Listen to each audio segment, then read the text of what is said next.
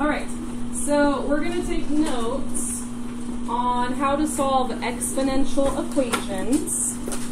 And there's going to be two ways. One of them is by changing the bases, which is why you got a sheet that has all the bases on it. And the other is going to be solving them using logarithms. So we are going to write at the top for our title, solving exponential equations. So the first method that we have is by changing bases.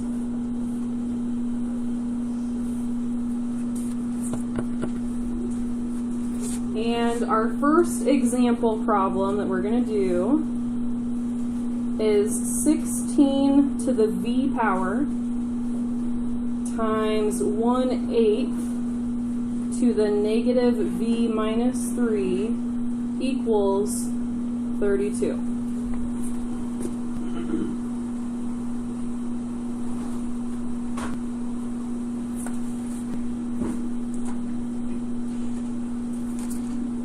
you want to see where I put the extras for those? I gave each of you one. This is the other thing. Pass them out. Yeah. I'm just looking for one for that. Okay. So to do this problem, we need to look on our basis sheet, and we just need to see which column we have a base of 6, or we could have a 16, a 1/8, and a 32. So which column do you see a 16, a 1/8, and a 32 all showing up in the same column? Yeah, it's in the 2's column, right? So we can see 1/8 is 2 to the negative 3rd. 32 is 2 to the 5th. And then what was the other one? 16? 16 is 2 to the 4th. So what we're going to do is we're going to rewrite each of these bases as a base of 2 instead of a base of 16 and 1/8 and 32. We want them all to be the same. So I'm going to take the 16 and I'm going to rewrite that as 2 to the 4th. And it's still raised to the v. So it still equals the same thing. I'm just changing the way it looks. 1/8 I'm going to change to 2 to the negative 3 to the negative v minus 3. And 32 is going to change to be 2 to the 5th.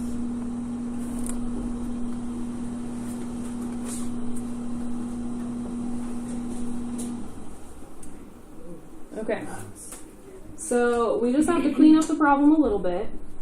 So 2 to the 4th raised to the v power. What do we do with an exponent that's raised to another exponent? You multiply them together, okay? Which in this problem would involve distribution, right? The negative 3 would have to distribute. In this one, you're just going to multiply. So 4 times v should be 4v. So the exponent is 4v. Times, and then this one is 2 to the negative 3rd. That negative 3rd is being raised to the negative v minus 3. We have to multiply those exponents together. So we'd get 2 to the 3v plus 9, okay, equals 2 to the 5th. And then what happens if we have the same base? What do we do with the exponents? You add them. Yep. If you have the same base, then you can add the exponents together. So this is going to be 2 to the, what happens if I add? 7v plus 9. 2 to the 5th. Okay. So once I've written the problem as 2 to an exponent equals 2 to an exponent, what can I do? Can you set the 7v plus 9 equal to the 5? Yes. So as soon as you have this, you know that the exponents have to equal each other. That's how equations work. The left side and the right side have to equal. So I'm just going to ignore the 2's, and I'm going to say 7v plus 9 equals 5. And then what should I do? Minus the 9 over. So 7v equals, what's 5 minus 9? Negative 4. And then divide by 7. So v equals negative 4 over 7. And we are done. And if you wanted to check it, you could just go back to the original problem and plug in negative 4/7 for the v and make sure that the whole problem equals 32. I'll take a check. Okay, so more difficult than last year, but do we remember the basics of what we need to do? Okay, so we're going to do another problem. I'm going to show you. This was one where we had a chunk of stuff multiplied by another chunk of stuff. I'm going to go over one where they're dividing, just to make sure that we can handle that, and then I will let you guys practice. So for this one, we're going to have 64 to the a minus 3 divided by 16 to the negative 2a, and that's going to equal 64 to the a.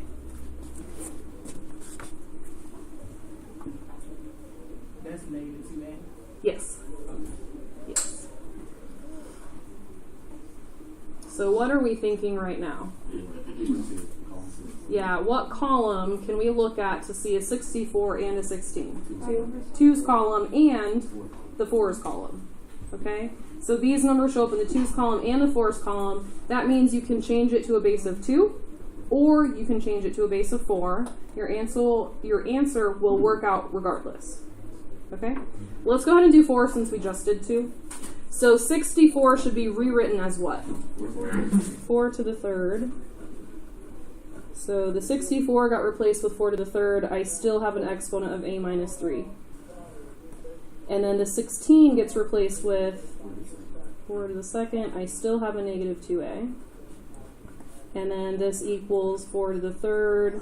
I still have an exponent of a.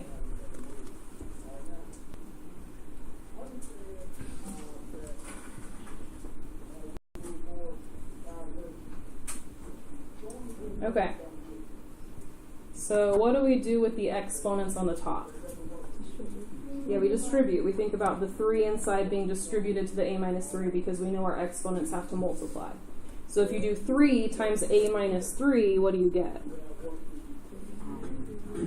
3a minus 9. Okay.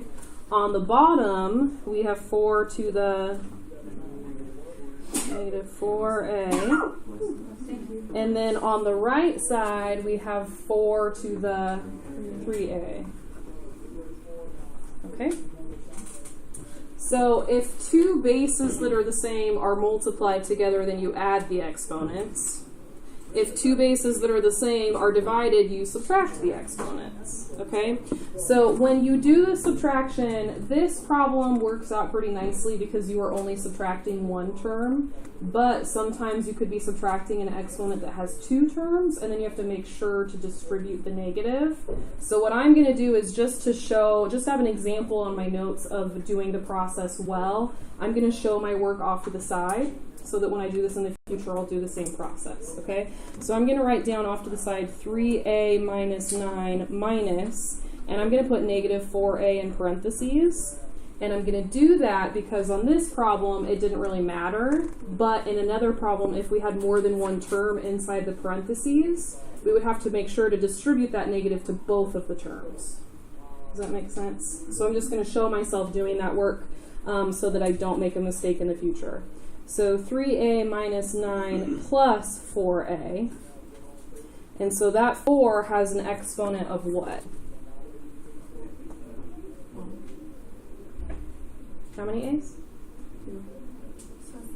7. 7a minus 9 equals 4 to the 3a.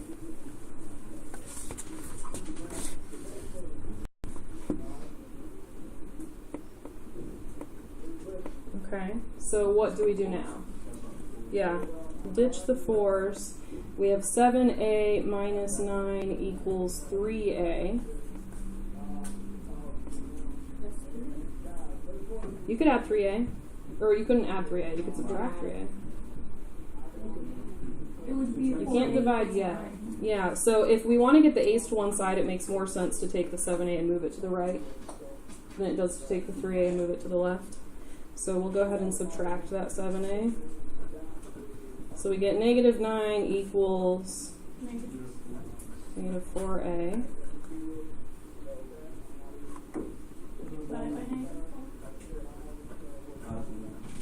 So a equals positive 9/4.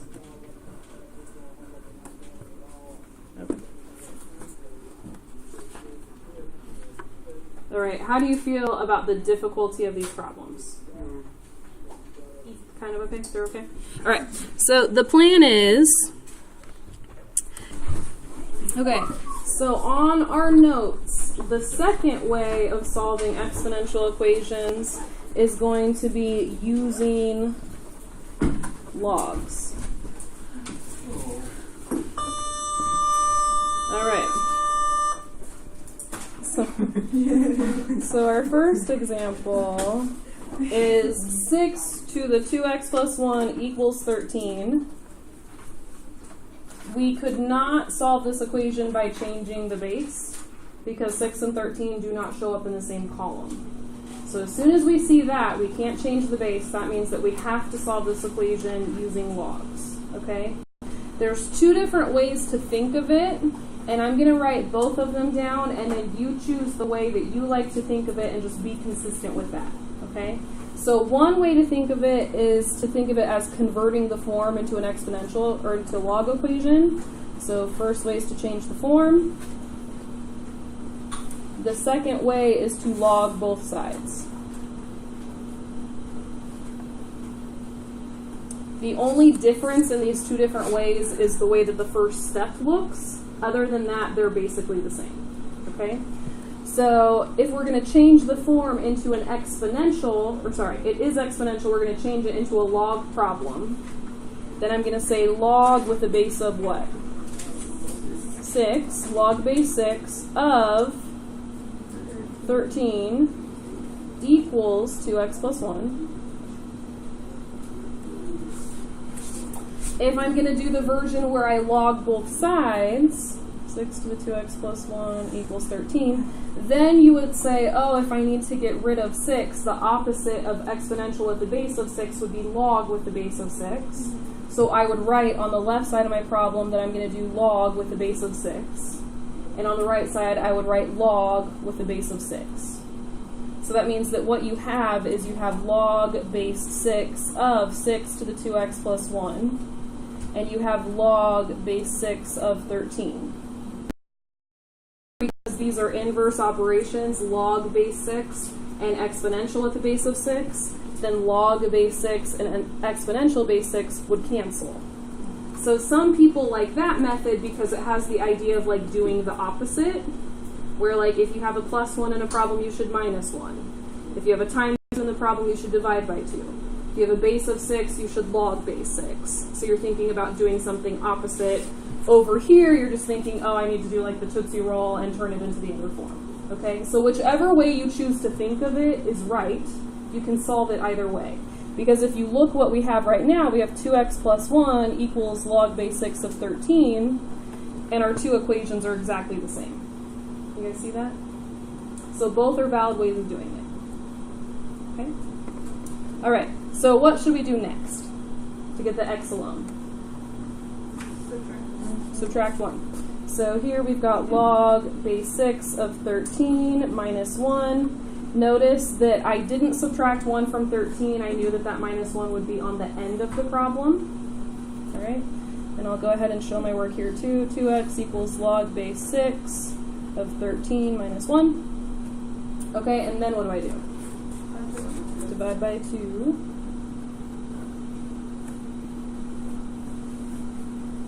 So we have x equals log base 6 of 13, take away 1.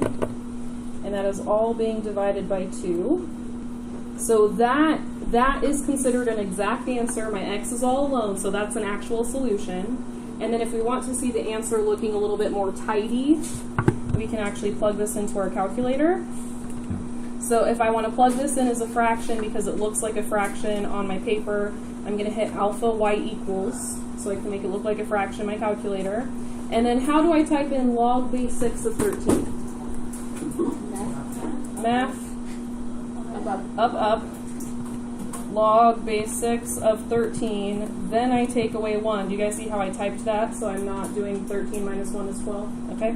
And then all of that divided by 2, and so I get approximately 0.216.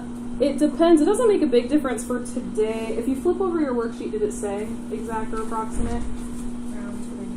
Yeah, so if it said round, then it means I want the decimals in there. Okay. Whew. Love those decimals. Okay, let's go ahead and do another example. So this one is going to be 14 equals e to the negative 6x.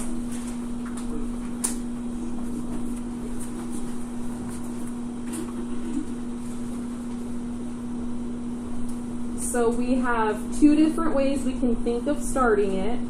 We can think of doing a Tootsie Roll, right? So then we'd be like, oh, we have a log with the base of e, which is ln, of equals negative 6x. Or if you like the version where you think of it as undoing each step, then you could say 14 equals e to the negative 6x. And the opposite of a base of e would be ln. So you would write, let me ln each side. So you would have ln of 14 equals ln of e to the negative 6x, and you would say that ln and e are opposites of each other, so they cancel each other out.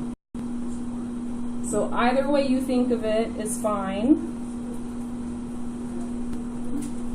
I would say think of it whichever way you think you can remember in the long term, because we want to make sure we don't just remember this for the next couple days until we take an assessment on it. We want to make sure we remember this so that next year, if a log comes up, we know what to do with it. Okay?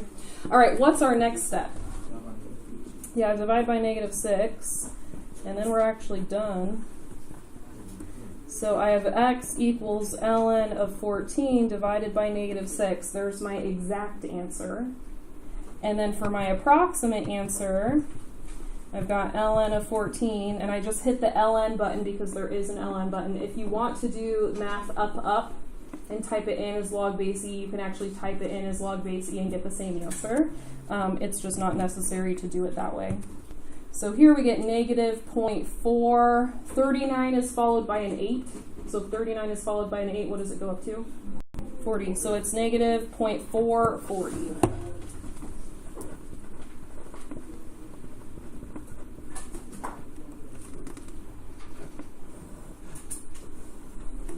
All right, how are your brains feeling with that? They're okay? All right, I think I'm going to have you guys practice that a little bit before we move on to more difficult problems. So we're going to go ahead and we're going to write down the next problem so you guys can see which problems to not do yet. This problem says 3 to the 2x plus 5 equals 4 to the negative x plus 4. How is this one different from the other problems? They both have exponents. Do you guys see that? Yeah. So on the front side of the page, we would have said that's okay. You just change the bases so that they're the same, and then you can still solve it. Except what's wrong with 3 and 4? They don't have the same base. You can't make them be the same, right? They're not already the same, and you can't make them be the same. So these problems are a little bit trickier because they have bases on both sides, and the bases cannot become the same thing. So for right now on your worksheet, work on the problems that look like the first two examples using logs, because those are okay. And then in about 10 minutes, we'll work on this last type of example. Okay? Okay.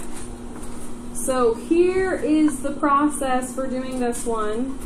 We do not Tootsie Roll these because it makes the problem harder. Okay, so this is one where we're actually going to say, oh, it's exponential form. What do I do for the opposite of exponential form? I do log form. Okay, so I'm going to write the word log on each side.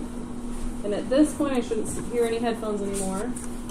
Now, since I just wrote the word log, what base do I technically have?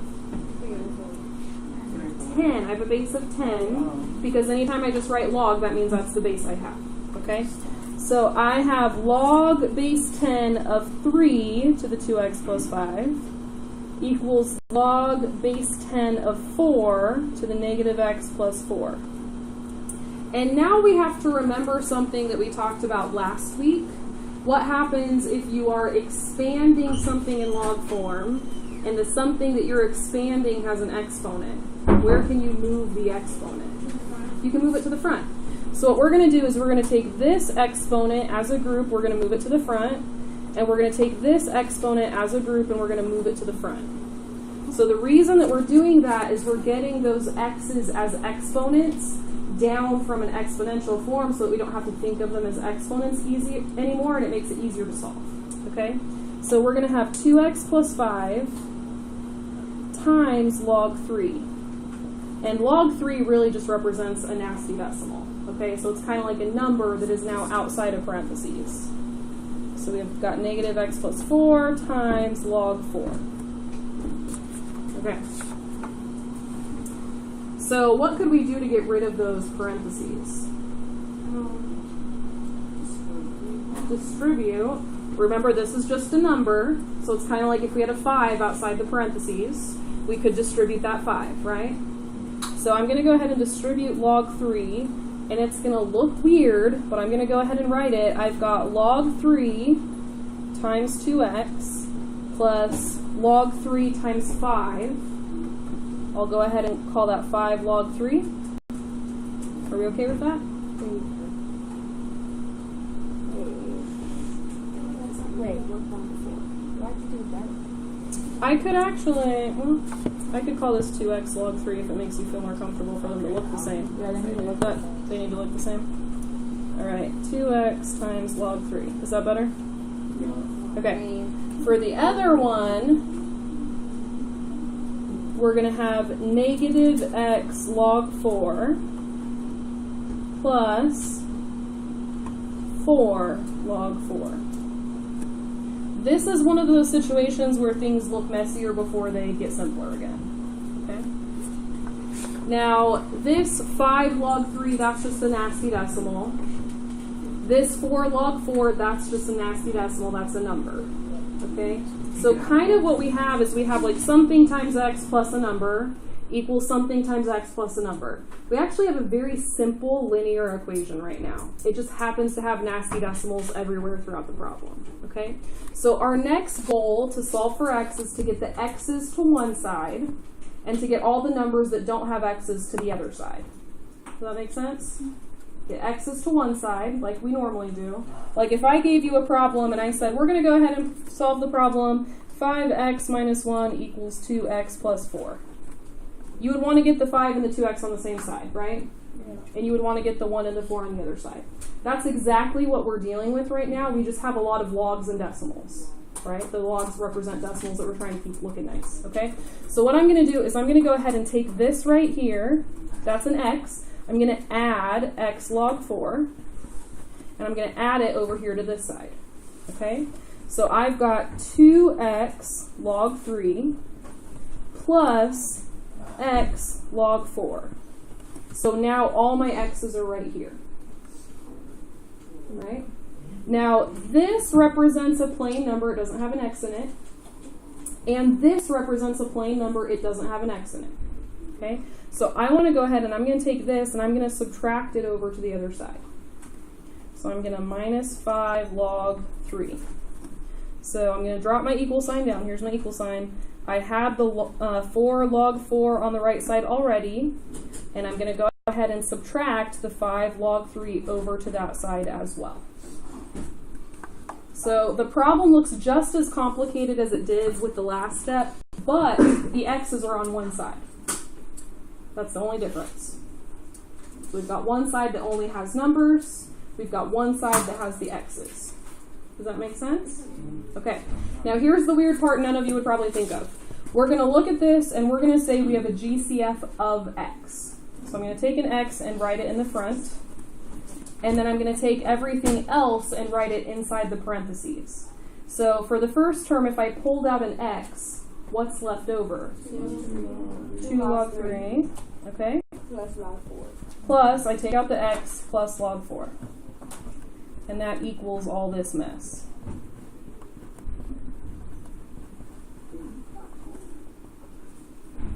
Okay. So x is being multiplied by this set of parentheses. Now, if I want this x to be alone, what do I do with the whole set of parentheses? Not subtract it. Divide it over to the other side. Okay? So we're going to say x equals, I'm keeping all of this mess, 4 log 4 minus 5 log 3. and I'm going to divide it by that whole set of parentheses. 2 log 3 plus log 4. It looks nasty, but we actually get, that's the exact answer. Now, the nice thing about these problems is they literally work the same every single time. So this is not like, oh, I have to do 15 of these because there's 15 different ways to do it. It's like, if I do 15 of these, I'll be bored out of my mind because they're literally the same thing every single time. Okay? So the first step was we had to write the word log on each side. The second step was we took our exponents and we brought it to the front, right? We had our exponents brought to the front. We distributed to get rid of our parentheses. We got our x's all the way to one side, and we factored out an x. Okay? You have 4 problems like this to do. My guess is you might, tonight when you are doing those, because we don't really have class time to finish them, you might need to play this part of the video and let it play in the background while you do it for a different problem on your paper. Does that make sense? Just because if you look at these notes, it might not make sense. So I'm going to say that's part of your assignment, is to look at the video and let it play while you try the problems on your own sheet of paper. Sound reasonable? Can we do that? Okay.